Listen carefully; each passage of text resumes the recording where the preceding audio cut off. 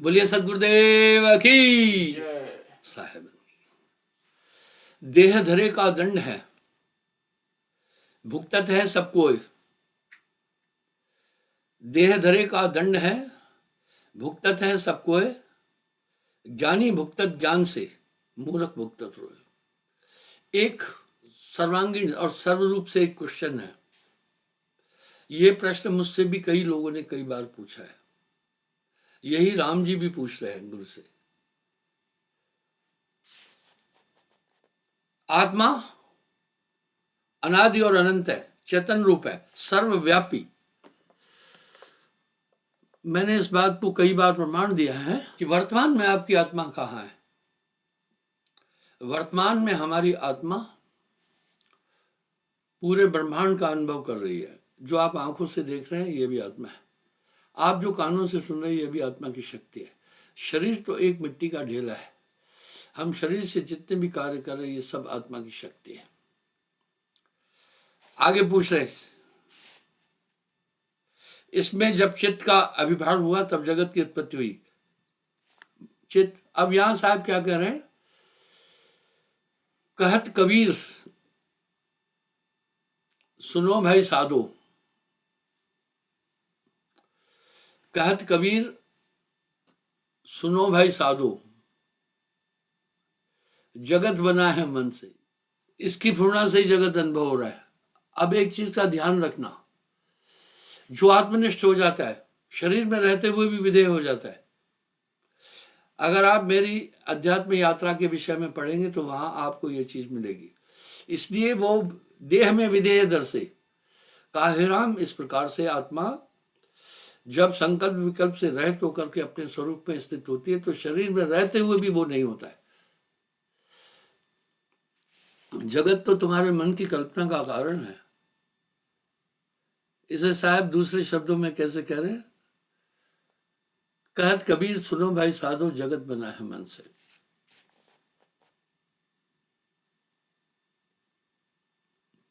जिस प्रकार वायु के वेग से सरिताओं में लहरें उद्दीलित होती है, उसी प्रकार मन के संयोग से आत्मा में जगत का उद्दीलन होता है। उद्दीलन हो रहा है। वस्तुतः समुद्र और लहरें भिन्न नहीं है, मात्र वायु के प्रवेग के कारण लहरों का अस्तित्व है। इसलिए हे राम, जगत तो हुआ नहीं है। ये केवल तुम्हारे मन की कल्पनाओं के कारण संसार तुम्हें आभासित हो रहा है। जब तुम आत्मनिष्ठ हो जाओगे जीते जी, तुम्हें ये फिर संसार नहीं दिखेगा। इसका उल्लेख मैंने पहले भी अपनी अध्यात्म यात्राओं में किया है। तो देह में विधेय दर से, उसी प्रकार चित्त के संयोग से आत्मा में जगत का उद्दीलन होता है। आत्मा का रूप अद्वैत है। दरअसल साहब ने द्वैत अद्वैत दोनों से परे की बात की।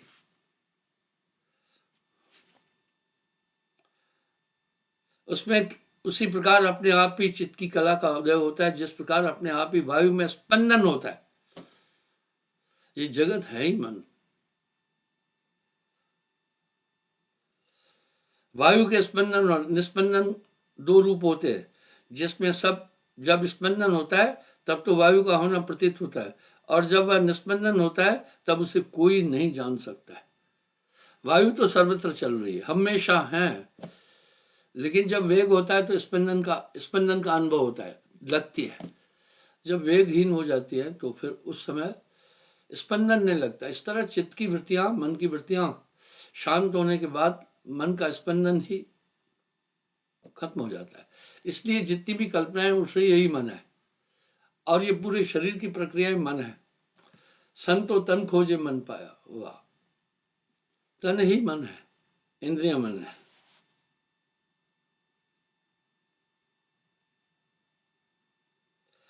तब उसे कोई नहीं जान सकता। इसी प्रकार जब आत्मा में चेतन शक्ति का उदय होता है तब उसको जगत रूप में जाना जाता है। हे राम, जब मन में बहुत से संकल्प और विकल्प उठते हैं तब शब्द, स्पर्श, रूप, रस और गंध की भावना के अनुसार इंद्रियां उत्पन्न होती है। वाह,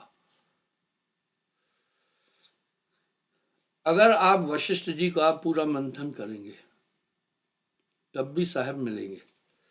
अब आप कहेंगे वशिष्ठ जी तो पहले हुए, कबीर साहब तो बाद में हुए। मैंने इसका भी निराकरण किया कि चारों युग में जब साहब आए हैं, महान महान विभूतियों को उन्होंने तत्व ज्ञान दिया है। राम जी ने ऐसे ही वशिष्ठ जी को गुरु धारण नहीं किया है। वशिष्ठ जी को साहब ने ब्रह्म निरूपण सुनाया है, दुर्वासा जी को सुनाया। आपको ध्यान होगा इतवार के दिन जो मैंने ओपन प्रोग्राम दिया था सतवारी में, उसमें सभी युगों की बात बोली थी। और जब आदमी आत्मस्वरूप को प्राप्त हो जाता है, इस जगत को देखते हुए भी असार समझता है, वो अपने रूप में स्थित होता है। पलट वजूद में, अपने वजूद में आओ, वहां अजब विश्राम है। पर जो मौजूद रहता है उसका आनंद अनुभव कर सकता है, वरना नहीं। क्या बात है साहब की वाणी में, मन की तरंग मार दे बस हो गया भजन। शैली उत्तम नहीं, अति उत्तम है। जब मन में बहुत से संकल्प और विकल्प उठते हैं, तब शब्द रूप रस गंध स्पर्श की भावना के अनुसार इंद्रियां उत्पन्न हो जाती। इंद्रियां कुछ भी नहीं है। जब आप आत्मनिष्ठ हो जाते हैं, उस अवस्था में इंद्रियां भी शिथिल पड़ जाती है। इसलिए वो प्रत्यक्ष में पूरे संसार को स्वप्न रूप देखता है। एक ज्ञानी जो आत्मनिष्ठ हो जाता है, उसको संसार स्वप्न लगता है। तब खाते पीते जागते सोते उस स्थिति को नहीं छोड़ता है वो। और इंद्रियों के उत्पन्न होते ही देहाभिमान अनुभव होता है, मैं शरीर हूं। बात एक साफ है। शास्त्राकारों ने जो आत्मा के स्वरूप का वर्णन किया है वो सर्वमान्य है। आत्मा के स्वरूप का ऐसा वर्णन है, 5 तत्वों से रहित है, मन बुद्धि चित्त अहंकार से रहित है। इन सब के निकालने के बाद जो अभिष्ट बचती है, एक शुद्ध चेतना जिसमें संकल्प नहीं, विकल्प नहीं, कोई धारणा नहीं, वही आत्मा है, वही नित्य है। लेकिन बाकी का पूरा झमेला माया है। इसलिए मन के ऊपर नियंत्रण करने से सभी चीजें कंट्रोल हो जाएगी। एक है साधे सब सदे, सब साधे एक जाए, माली सींचे मूल को रुताए फल खाया। अभी यहां ये प्रश्न है, अब इंद्रियों का उद्गम होने के साथ स्वाभाविक ये अपने विषयों की तरफ दौड़ेगी। आप देखते हैं ये इंद्रियां बड़ा घमासान मचाती है। जब भी स्वादिष्ट पदार्थ आपकी दृष्टि में आता है तो मुंह पहले ही पानी छोड़ देता है। जब कहीं से एक मनोरम खुशबू का आभास होता है तो नासिका उसी तरफ खिंच जाती है। और सुंदर रूप चक्षु की पूजा, जब सुंदर स्त्री देखी तो फौरन आंखें न चाहते हुए उस तरफ कंसंट्रेट होती है। कोई मधुरम अगर शब्द सुना तो कान उस तरह आकर्षित हो जाते। यही माया है। अगर पूरे शरीर का मंथन करोगे तो केवल मन ही मिलेगा आपको। ये तन ही मन है।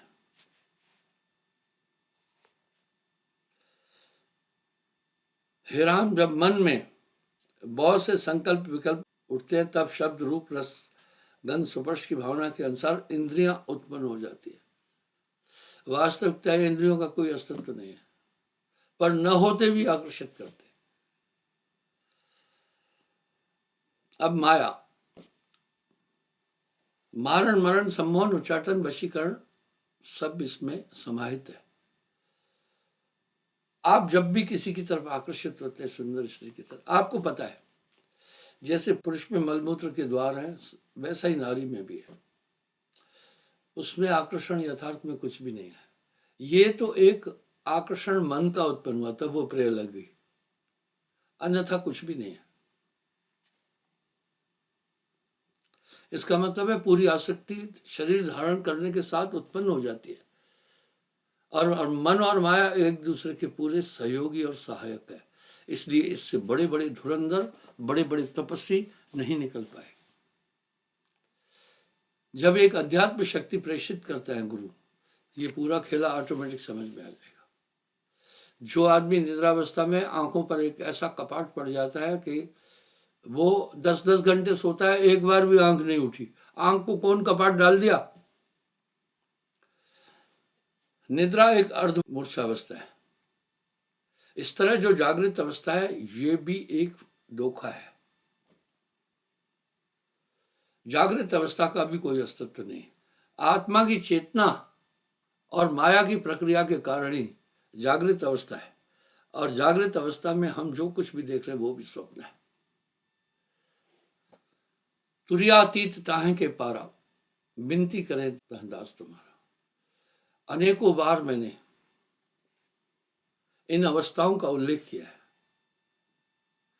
अवस्थाओं का इतना जादू है, कितना भी धीर बुद्धिमान जब स्वप्न देखता है तो उसे वो नित्य ही प्रतीत होता है, लेकिन जब जाग जाता है वो स्वयं फिर उसको कहता है ये सब स्वप्न और मिथ्या था। इसी तरह जगत है रैन का सपना। जब ये धीरे धीरे आत्मनिष्ठ हो जाता है, संकल्प विकल्प से परे हो जाता है, तो एक शुद्ध रूप की प्राप्ति हो जाती है। जब शुद्ध स्वरूप की प्राप्ति होती है वो दोबारा उससे निकलना ही नहीं चाहता फिर। ठीक वैसे मरुस्थल की तपती हुई रेणु में, रेत में जो झुलस रहा है, उसको अगर कहीं अच्छा पेड़ मिल गया, उस पेड़ को कदापि छोड़ना नहीं चाहता। इस तरह जो आत्मनिष्ठ है वो किसी भी अवस्था में फिर जगत के पदार्थों में नहीं आते। यही राम जी को कह रहे हैं। और देहाभिमान पैदा होने के साथ ही जन्म मरण प्रारंभ होता है। वाह! देहाभिमान क्या है? मैं शरीर हूं। ऐसा नहीं है, इस ब्रह्म में एक दो नहीं है, पूरी दुनिया बंदी है, और सभी फिर इस देह के पोषण के लिए कर्म कर रहे हैं। अगर आप मनुष्य के कृत्य और क्रियाओं की तरफ देखेंगे, भले और बुरे दोनों प्रकार के कर्म मनुष्य केवल शरीर की संतुष्टि के लिए करता है, इंद्रियों की पूर्ति के लिए करता है। वाकई नहीं, पाप पुण्य वो सोचते नहीं। दरअसल दोनों बंधन कारक हैं, पाप और पुण्य दोनों।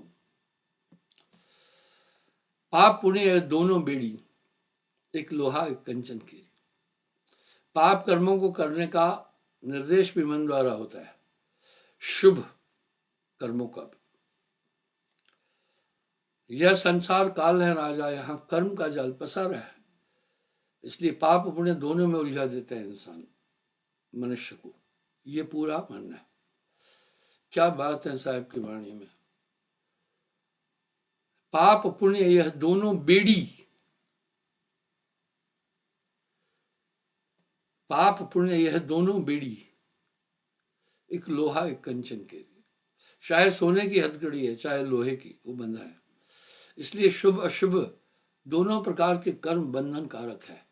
यही संदेश वासुदेव कृष्ण ने अर्जुन को भी दिया था।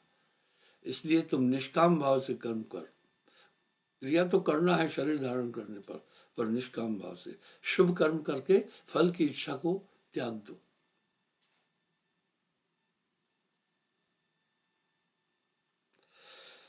देहाभिमान पैदा होने के कारण दुख उत्पन्न होते हैं। देहाभिमान क्या है? मैं शरीर हूं।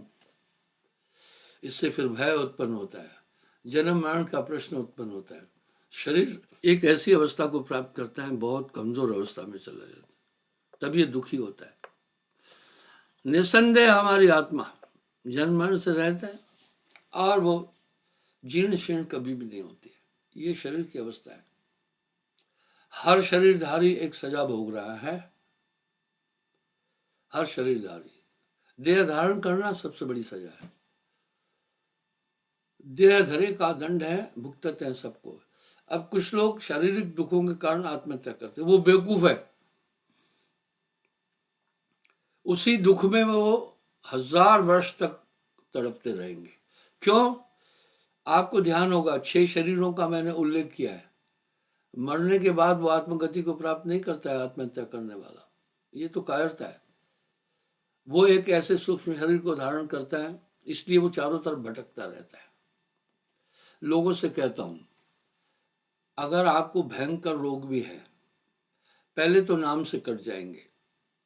थोड़ी देर अगर आप नहीं कट रहे हैं तो भोग लेना, सह लेना, वो ठीक है, लंबा समय नहीं लगेगा। लेकिन आत्महत्या नहीं करना। आत्महत्या करने के बाद 1000 साल आदमी उसी समस्याओं में फिर चक्कर काटता रहता है। इसलिए आत्महत्या एक कायरता है। इसी अहंकार के कारण ही मनुष्य कुशवारी के समान अपने ही बंधन में बनता जाता है। एक लता है जो अपने आप में ही लिपट जाती है, खुल नहीं सकती है। इस तरह जीव अपने कर्मों के कारण, मन के संकल्प विकल्प के कारण बना है। हे राम, मनुष्य आप ही अपने संकल्पों के बंधन में बनता जाता है। कभी कभी आदमी सोचता है जब बुढ़ापा आता है तब उसका ध्यान परमात्मा में, कभी नहीं होता है। वृद्ध भयो, जब बूढ़ा हुआ तब लोभ मोह ने घेरो, वो घेर लेते हैं। आदमी का निस्तारण नहीं हो सकता है।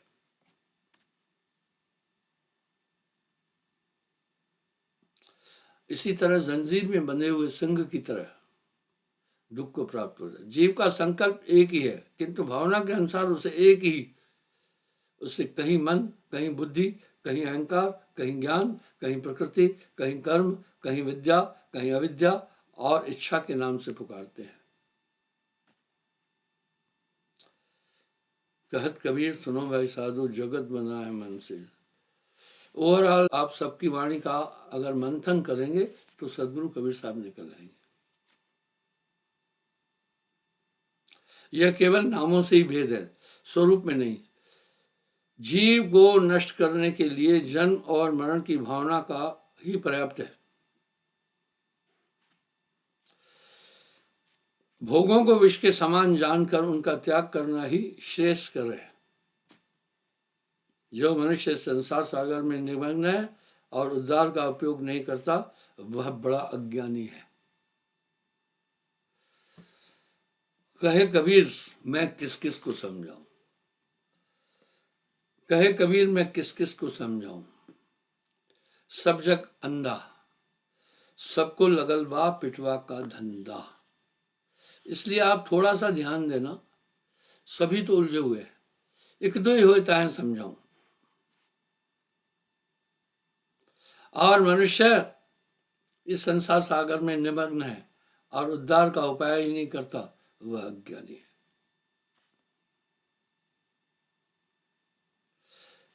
हे राम, ये जीव अनेकों जन्म धारण कर चुका है, क्या माया है। एक बार एक चीता था जिसका पिछला अर्धभाग टूटा हुआ था। आप ध्यान देना मेरी बात पर, जो भी कीट है पृथ्वी के अंदर रहने वाले, उनमें ब्लड नहीं होता है, उनमें ब्लड नहीं है। तो उसका आधा भाग पीछे से कटा हुआ था चीटे का। वो चलता जा रहा था। गुरु शिष्य के स्थान पर बैठे थे। शिष्य ने उस चीटे को देखकर कहा, हे गुरुदेव, ये बताइए, ये चीटा कभी मनुष्य बना है। गुरु ने अपनी दिव्य दृष्टि से देखकर बोला, हे वत्स, जब से सृष्टि हुई ये 16 बार इंद्र पद को प्राप्त किया है। आपको आश्चर्य होगा, वर्णन में यह भी आता है, जब इंद्रपद, देवताओं में प्रमुख और श्रेष्ठ कौन है? इंद्र है ना। वो भी तो कर्मों के अनुसार इंद्रपद की प्राप्ति करता है। इसी प्रकार ये देवत्व भी कर्मों के कारण ही मनुष्य प्राप्त करता है, और ये संसार ही कर्म भूमि है।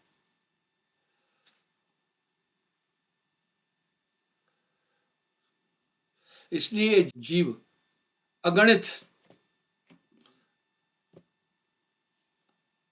अनेकों, जिनका हिसाब नहीं, जन्म धारण कर चुका है। कोई आगे होंगे और कोई होकर मिट गए हैं, कोई किसी रूप में और कोई किसी रूप। इन जीवों में कोई भी जीवन मुक्त है तथा और कोई अज्ञान के कारण संसार में भ्रमित रहते हैं।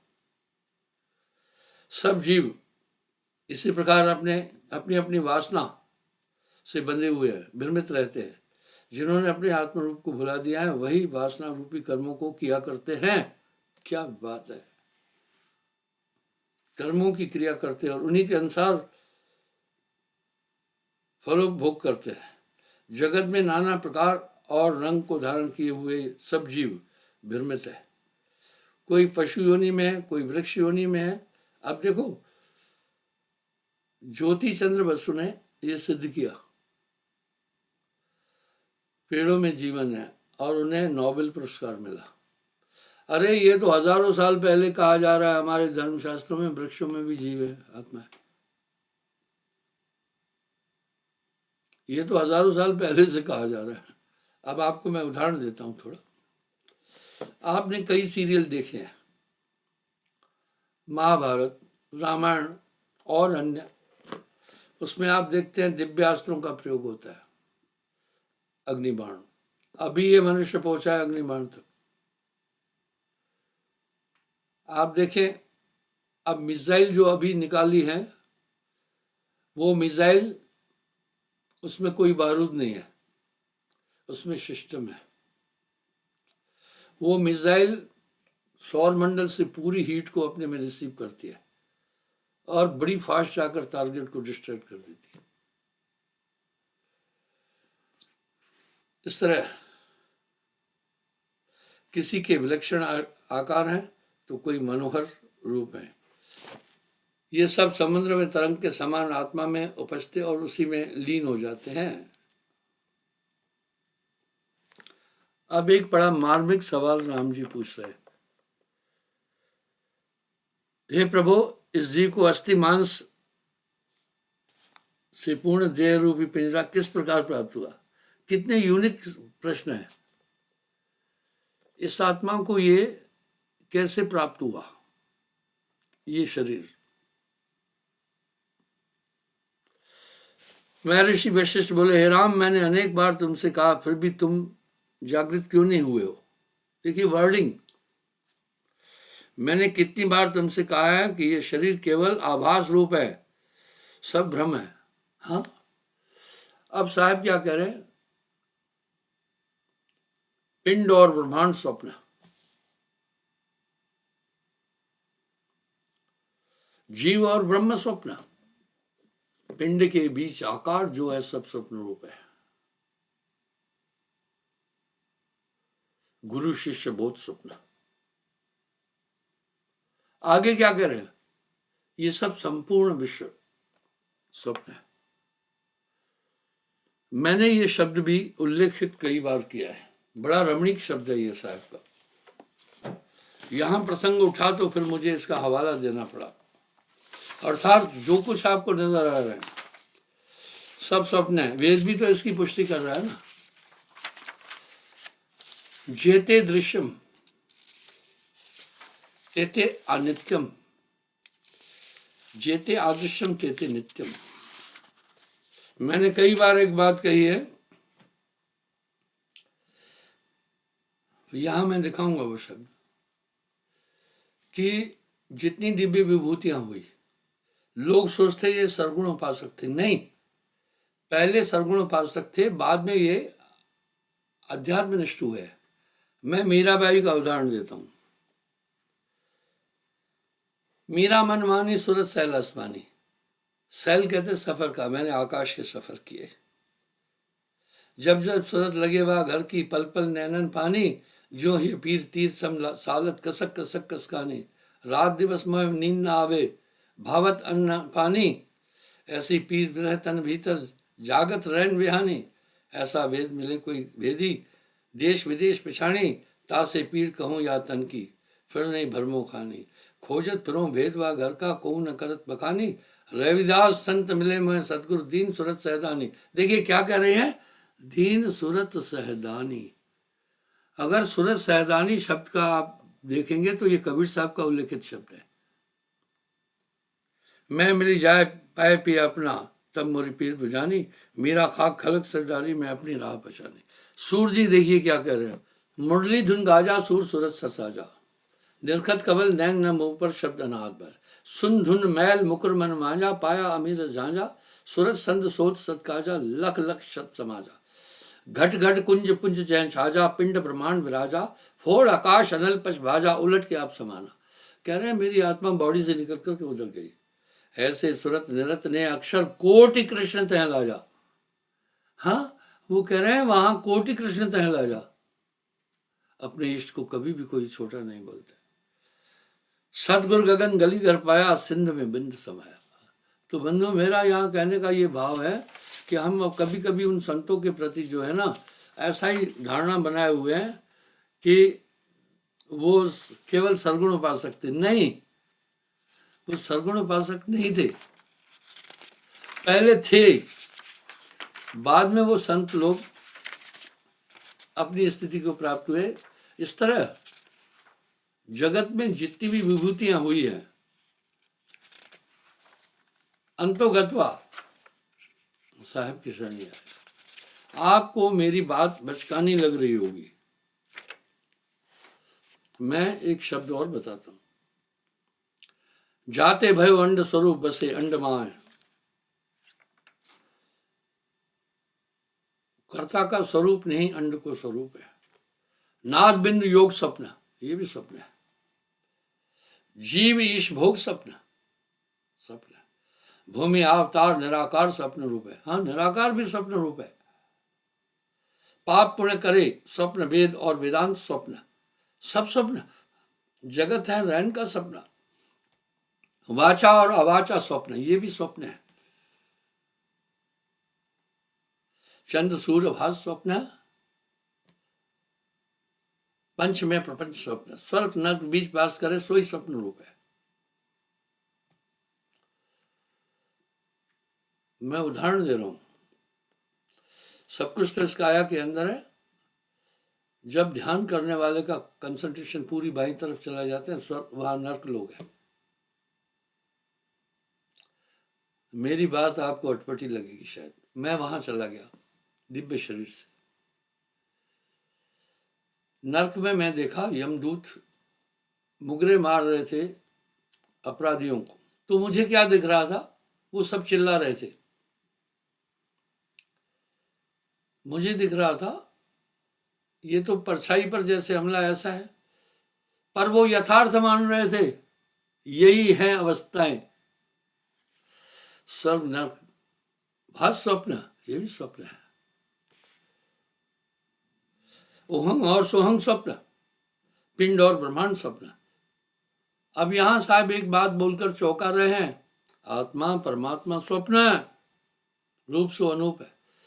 आत्मा कब कहते हैं? साहब ने हंसा बोला, जब ये चेतन सत्ता हंस मन को धारण करता है, इसकी संज्ञा आत्मा है, तभी आत्मा है।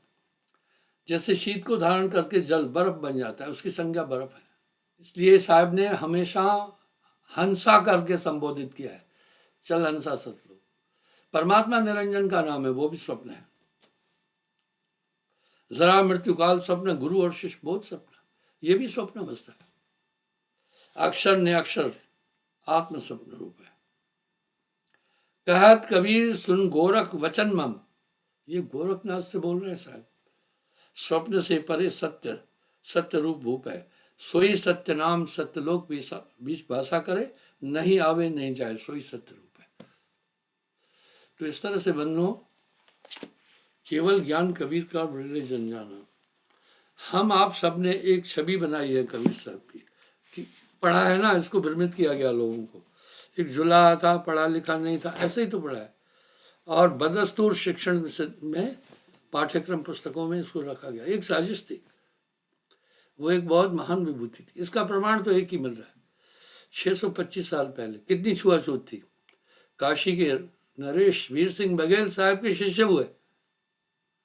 बिजली खान पठान अवध के नवाब, 17 जिले अवध में, और यूपी 16 गुना बड़ा है जापान से।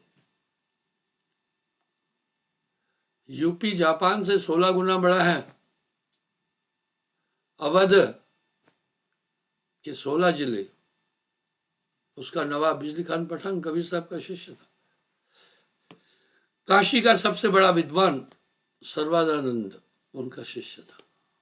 और साहब अपनी वाणियों में हजारों बार बोला है, युगन युगन हम यहाँ चले आए, कोई हंस हमारा। क्षमा चाहता हूँ, समय हो रहा है।